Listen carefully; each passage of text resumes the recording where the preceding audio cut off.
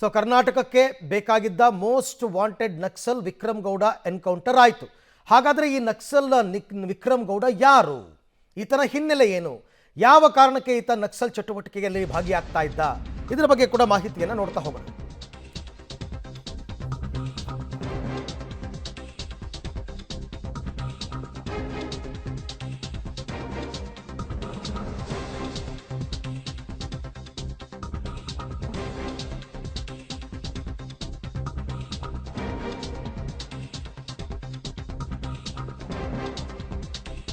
Most wanted Naxal Vikram Gowda encounter ಆಗಿದೆ.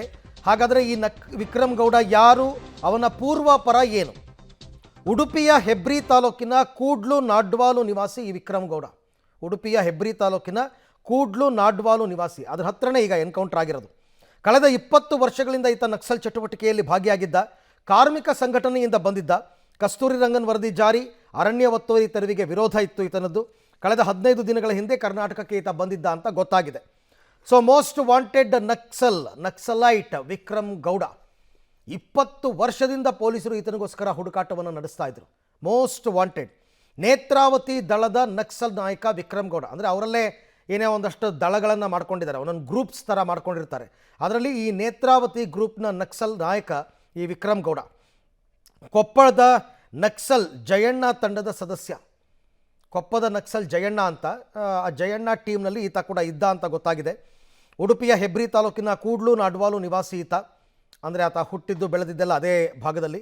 ದಕ್ಷಿಣ ಭಾರತದಲ್ಲಿ ನಕ್ಸಲ್ ಸಂಘಟನೆಯ ನಾಯಕತ್ವವನ್ನು ಈತ ವಹಿಸಿದ್ದ. ದಕ್ಷಿಣ ಭಾರತದಲ್ಲಿ ಪ್ರಮುಖವಾಗಿ ಇವ್ರದ್ದೆಲ್ಲ ಕಡೆ ಲಿಂಕ್ ಇರುತ್ತೆ. ಅವಾಗೆಲ್ಲ ನಿಮಗೆಲ್ಲ ನೆನಪಿರಬೇಕು, ಸ್ಯಾಟಲೈಟ್ ಫೋನ್ ರಿಂಗ್ ಆಗಿತ್ತು ಅಂತೆಲ್ಲ ಕೇಳ್ಪಟ್ಟಿದ್ರಲ್ಲ, ಅದೆಲ್ಲ ಇವರೇ ಆಪರೇಟ್ ಮಾಡ್ತಾ ಇದ್ದಿದ್ದು. ರಾಜ್ಯದ ನಕ್ಸಲ್ ನಾಯಕ ಈತ. 20ಕ್ಕೂ ಹೆಚ್ಚು ಪ್ರಕರಣಗಳಲ್ಲಿ ಬೇಕಾಗಿರ್ತಕ್ಕಂಥದ್ದು, ಇದು ಇಂಪಾರ್ಟೆಂಟು. ಈತ 20ಕ್ಕೂ ಹೆಚ್ಚು ಪ್ರಕರಣಗಳಲ್ಲಿ ಬೇಕಾಗಿದ್ದಂಥವನು. ಕಳೆದ 20 ವರ್ಷಗಳಿಂದ ಈತ ನಕ್ಸಲ್ ಚಟುವಟಿಕೆಯಲ್ಲಿ ಭಾಗಿಯಾಗಿದ್ದ. ಹೆಚ್ಚು ಕಡಿಮೆ 20 ವರ್ಷ ಆಯಿತು. ಆಗಿಂದಲೂ ಈತ ಮೋಸ್ಟ್ ವಾಂಟೆಡ್ ಆಗೇ ಇದ್ದ. ಕಾರ್ಮಿಕ ಸಂಘಟನೆಯಿಂದ ಬಂದಿದ್ದ ವಿಕ್ರಮ್ ಗೌಡ ಈ ನಕ್ಸಲ್ ವಿಚಾರಧಾರೆಯಿಂದ ಪ್ರಭಾವಿತನಾಗಿ ಕಾರ್ಮಿಕ ಸಂಘಟನೆಯಿಂದ ಈ ವಿಕ್ರಮ್ ಗೌಡ ಬರ್ತಾನೆ, ನಕ್ಸಲ್ ಆಗ್ತಾನೆ. 3 ಬಾರಿ ಕರ್ನಾಟಕ ಪೊಲೀಸರ ಕೈಯಿಂದ ಈತ ಎಸ್ಕೇಪ್ ಆಗಿದ್ದ. ಈ ಹಿಂದೆ ಎನ್ಕೌಂಟರ್ ಪ್ರಯತ್ನಗಳಾಗಿತ್ತು, 3 ಸಾರ್ತಿ ಈತ ಎಸ್ಕೇಪ್ ಆಗಿದ್ದ. ಕಳೆದ ವರ್ಷ ಕೇರಳ ಪೊಲೀಸರಿಗೂ ಚಳ್ಳೆ ಹಣ್ಣು ತಿನ್ನಿಸಿದ್ದ. ಕೇರಳ, ತಮಿಳುನಾಡು, ಕರ್ನಾಟಕ ಕಾಡುಗಳಲ್ಲಿ ಇವರ ಚಲನವಲನಗಳು ಗೊತ್ತಾಗ್ತಾ ಇತ್ತು ಯಾವಾಗಲೂ. ಕೇರಳ ಪೊಲೀಸರು ಕೂಡ ಚಳ್ಳೆ ಹಣ್ಣು ತಿನ್ನಿಸಿದ್ದ. ಕೇರಳದಲ್ಲಿ ಯಾವಾಗಲೂ ಕೂಡ ಈತ ಅಡಕ್ಕೊಂಡಿದ್ದ. ಬಟ್ ಕೇರಳದಲ್ಲಿ ಕೂಂಬಿಂಗ್ ವಿಪರೀತ ಆದಮೇಲೆ ಅವರು ಕರ್ನಾಟಕದ ಕಡೆ ಬರೋದಕ್ಕೆ ಶುರುವಾಗಿದ್ದು. ಅಲ್ಲಿ ಅವ್ರಿಗೆ ಸಪೋರ್ಟ್ ಕೂಡ ಸಿಗ್ತಾ ಇರಲಿಲ್ಲ. ಕುದುರೆಮುಖ ರಾಷ್ಟ್ರೀಯ ಉದ್ಯಾನವನ ವಿರೋಧಿ ಹೋರಾಟಗಾರ ಈತ. ಮೊದಲು ಗುರುತಿಸ್ಕೊಂಡಿದ್ದೆ ಅಲ್ಲಿ. ಕರಾವಳಿ ಭಾಗದಲ್ಲಿ ನಕ್ಸಲ್ ಚಳವಳಿಗೆ ಈತ ಧುಮುಕಿದ್ದ 20 ವರ್ಷದ ಹಿಂದೆ. ಕೇರಳದಿಂದ ಕಳೆದ 2 ತಿಂಗಳ ಹಿಂದೆ ಕರ್ನಾಟಕಕ್ಕೆ ಆಗಮಿಸಿದರು ನಕ್ಸಲರು. ಈಗ ಮೊನ್ನೆ ಎಲ್ಲ ಗಡಿ ಗ್ರಾಮದಲ್ಲಿ ಕಾಣಿಸ್ಕೊಂಡಿದ್ರಲ್ಲ, ಲತಾ, ಜಯಣ್ಣ ಅವರೆಲ್ಲ ಅಲ್ಲಿಂದನೇ ಬಂದಿದ್ದು. ಕಸ್ತೂರಿ ರಂಗನ್ ವರದಿ ಜಾರಿ ಮತ್ತು ಅರಣ್ಯ ಒತ್ತುವರಿ ತೆರವು ಸಂಬಂಧ ಈತ ಆಗಾಗ್ಗೆ ಸಭೆಯನ್ನು ಮಾಡ್ತಾ ಇದ್ದ. ಆದರೆ ಮಲೆನಾಡಲ್ಲಿ ಹೋರಾಟಕ್ಕೆ ಜಯ ಮತ್ತು ಬೆಂಬಲ ಸಿಕ್ಕಿರಲಿಲ್ಲ. ಹಾಗಾಗಿ ಇವರೆಲ್ಲರೂ ಕೂಡ ಕೇರಳ ಸೇರಿಕೊಂಡಿದ್ದು. ನಕ್ಸಲರನ್ನ ಹತ್ತಕ್ಕೆ ಬಿಟ್ಕೋತಾ ಇರಲಿಲ್ಲ. ಅಲ್ಲಿ ಒಂದು ಕಾಲ ಇತ್ತು, ಬಿಟ್ಕೋತಾ ಇದ್ರು, ಬಟ್ ಈಗಲ್ಲ. ಆದರೂ ಈ ಮುಂಡುಗಾರು, ಲತಾ, ಜಯಣ್ಣ, ವಿಕ್ರಮ್ ಗೌಡ ಇವರೆಲ್ಲರೂ ಕೂಡ ಸತತ ಪ್ರಯತ್ನ ಮಾಡ್ತಾಯಿದ್ರು. ಯಾವಾಗ ಕೇರಳದಲ್ಲಿ ಇನ್ನೂ ಉಳಿಗಾಲ ಇಲ್ಲ ಅಂತ ಗೊತ್ತಾಯಿತು, ಆಗ ಇವರೆಲ್ಲರೂ ಕೂಡ ಕರ್ನಾಟಕದತ್ತ ವಾಪಸ್ ಬಂದಿದ್ದು. ಹೆಚ್ಚು ಕಡಿಮೆ ಕಳೆದ 2 ತಿಂಗಳಿಂದ ಈಚೆಗೆ ಅಂತ ಅನ್ಕೋಬೋದು ನಾವು. ಸೊ ಹಾಗಾಗಿ ANF ಅವ್ರನ್ನ ನೇಮಕ ಮಾಡಲಾಗಿತ್ತು. ಅವರು ಕೂಂಬಿಂಗನ್ನು ಮಾಡ್ತಾಯಿದ್ರು. ನಿನ್ನೆ ಎದುರಾಬದ್ರ ಆದರೂ ಆ ಸಂದರ್ಭದಲ್ಲಿ ಅವರು ಕೂಡ ಫೈರ್ ಮಾಡಿದ್ದಾರೆ. ಇವರು ANF ಅವರು ಎನ್ಕೌಂಟರ್ ಮಾಡಿ ಕೊನೆಗೆ ಆ ವಿಕ್ರಮ್ ಗೌಡನನ್ನು ಹೊಡೆದು ಉರುಳಿಸಿದ್ದಾರೆ. ಎಸ್, ಈ ಎಲ್ಲ ವಿಚಾರಕ್ಕೆ ಸಂಬಂಧಪಟ್ಟಂತೆ ಮತ್ತಷ್ಟು ಮಾಹಿತಿ ನನ್ನ ಕಲೀಗ್ ನಾರಾಯಣಗೌಡ ಅವರಿಂದ ಪಡ್ಕೊಳ್ಳೋಣ. ನಾರಾಯಣಗೌಡ, ಹೆಚ್ಚು ಕಡಿಮೆ ಕರ್ನಾಟಕದಲ್ಲಿ ನಕ್ಸಲ್ ಚಟುವಟಿಕೆ ಬಂದಾಗೋಯ್ತು ಅಂತಲೇ ಎಲ್ಲರೂ ಅಂದ್ಕೊಂಡಿದ್ರು. ಬಟ್ ಇನ್ನೂ ಆ್ಯಕ್ಟಿವ್ ಇದ್ದರು ಅಂತಕ್ಕಂಥದ್ದು ಇತ್ತೀಚಿನ ದಿನಗಳಲ್ಲಿ ಗೊತ್ತಾಗ್ತಾ ಇದೆ. ಸೊ ಈ ವಿಕ್ರಮ್ ಗೌಡ ಯಾರು, ಏನು, ಎತ್ತ, ಏನು ಎನ್ಕೌಂಟರ್ ಬಗ್ಗೆ ಏನು ಮಾಹಿತಿಗಳಿದೆ ಅಂತ? ಅರವಿಂದ್, 2005ರಿಂದ 2013-14 ತನಕನೂ ಕೂಡ ಉಡುಪಿ, ಚಿಕ್ಕಮಗಳೂರು, ದಕ್ಷಿಣ ಕನ್ನಡ ಮತ್ತೆ ಉತ್ತರ ಕನ್ನಡ ಈ ಭಾಗದಲ್ಲಿ ಯಥೇಚ್ಛವಾಗಿ ನಕ್ಸಲ್ ಇದ್ದಂಥದ್ದು. ಆದರೆ 2014 ನಂತರ ಅಂತಂದ್ರೆ ಕಳೆದ 10 ವರ್ಷಗಳಿಂದ ಏನು ಈ ಭಾಗದಂದ್ರೆ ಮಲೆನಾಡು ಭಾಗದಲ್ಲಿ ನಕ್ಸಲ್ ಚಟುವಟಿಕೆ ಸಂಪೂರ್ಣವಾಗಿ ಕ್ಷೀಣಗೊಂಡಿತ್ತು. ಆದರೆ 2005ಕ್ಕೂ ಮೊದಲು ಅಂತಂದ್ರೆ 2005ರಿಂದ ಮುಂಚೆ ಕಾರ್ಮಿಕ ನಾಯಕನಾಗಿದ್ದಂತಹ ಏನು ವಿಕ್ರಮ್ ಗೌಡ 2005ರ ನಂತರ ಏನು ನಕ್ಸಲ್ ನಾಯಕನಾಗಿ ಗುರುತಿಸಿಕೊಂಡಿದ್ದಂಥದ್ದು. ಅಂತಂದ್ರೆ ಚಿಕ್ಕಮಗಳೂರು ಜಿಲ್ಲೆಯ ಏನು ಕುದುರೆಮುಖ ಅರಣ್ಯ ಪ್ರದೇಶವನ್ನು ರಾಷ್ಟ್ರೀಯ ಉದ್ಯಾನವನ ಅಂತ ಘೋಷಣೆ ಮಾಡುವಂಥದ್ದು ಒಂದು. ಮತ್ತೊಂದು ಆ ಮಲೆನಾಡವರು ಏನು ಅರಣ್ಯವನ್ನು ಒತ್ತುವರಿ ಮಾಡ್ಕೊಂಡು ಬದುಕು ಕಟ್ಕೊಂಡಿರ್ತಾರೆ ಅವರನ್ನ ತೆರವು ಮಾಡಿಸುವಂತ ಅರಣ್ಯ ಇಲಾಖೆ ಅಂದ್ರೆ ಸರ್ಕಾರದ ನಿರ್ಧಾರಗಳು ಎರಡು. ಮತ್ತೊಂದು ಕಸ್ತೂರಿ ರಂಗನ್ ವರದಿ ಜಾರಿಯಾದರೆ ಮಲೆನಾಡಿನ ಸುಮಾರು 145 ಹಳ್ಳಿಗಳು ಸಂಪೂರ್ಣವಾಗಿ ಕಣ್ಮರೆಯಾಗುವಂಥದ್ದು.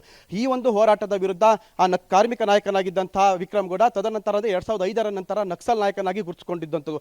ಅದರಲ್ಲೂ ಕೂಡ 2005ರಲ್ಲಿ 2005 ಫೆಬ್ರವರಿ 5ನೇ ತಾರೀಕು ಕರ್ನಾಟಕದಲ್ಲಿ ನಕ್ಸಲ್ ಚಟುವಟಿಕೆಯನ್ನು ಹುಟ್ಟಾಕ್ತಂತ ಸಾಕೇತ್ ರಾಜನ್ ಎನ್ಕೌಂಟರ್ ಆದ ಬಳಿಕ ಆ ಒಂದು ಕನ್ನಡ ದಕ್ಷಿಣ ಭಾರತದಲ್ಲಿ ನಕ್ಸಲ್ ನಾಯಕತ್ವವನ್ನು ವಿಕ್ರಮ್ ಗೌಡ ವಹಿಸಿಕೊಂಡಿದ್ದ ಅಂತಾನೂ ಕೂಡ ಒಂದು ಮಾತಿರುವಂಥದ್ದು. ಅದೇ 2005ರ ನಂತರ 2014 ತನಕನೂ ಚಿಕ್ಕಮಗಳೂರು ಜಿಲ್ಲೆಯಲ್ಲೂ ಕೂಡ ನಕ್ಸಲ್ ಅಂತ ಏನು ವಿಕ್ರಮ್ ಗೌಡ ಮೇಲೆ ಸಾಕಷ್ಟು ಪ್ರಕರಣಗಳಿರುವಂಥದ್ದು. 2005ರಲ್ಲಿ ಯಾವಾಗ ಸಾಕೇತ್ ರಾಜನ್ ಅವರು ಎನ್ಕೌಂಟರ್ ಆದ ತದನಂತರ 2007ರಲ್ಲಿ ಆ ಪೊಲೀಸ್ ಮಾಹಿತಿದಾರ ಅನ್ನೋ ಕಾರಣಕ್ಕೋಸ್ಕರ ಇದೇ ವಿಕ್ರಮ್ ಗೌಡ ಮತ್ತೆ ಅವ್ರ ಟೀಮು 2007ರಲ್ಲಿ ವೆಂಕಟೇಶ್ ಅನ್ನೋಂಥ ಒಬ್ಬ ವ್ಯಕ್ತಿಯನ್ನು ಸಹ ಕೊಲೆ ಮಾಡಿದಂಥದ್ದು. ಮತ್ತೆ ಚಿಕ್ಕಮಗಳೂರು ಜಿಲ್ಲೆಯಲ್ಲೂ ಕೂಡ ಆತನ ಮೇಲೆ 13 ಪ್ರಕರಣಗಳು ಇರುವಂಥದ್ದು. ಒಂದು ಡಕಾಯಿತಿ, ಮತ್ತೊಂದು ಆ ಕೊಲೆ ಯತ್ನ, ಕೊಲೆ ಪ್ರಕರಣ, ಮತ್ತೆ ಆ ಬ್ಯಾನರ್ ಕಟ್ಟಿದ್ದು, ಆಯುಧಗಳನ್ನ ಇಟ್ಕೊಂಡು ಓಡಾಡಿದಂಥದ್ದು, ಈ ರೀತಿಯಾದಂಥ 13ಕ್ಕೂ ಹೆಚ್ಚು ಪ್ರಕರಣಗಳು ಇರುವಂಥದ್ದು.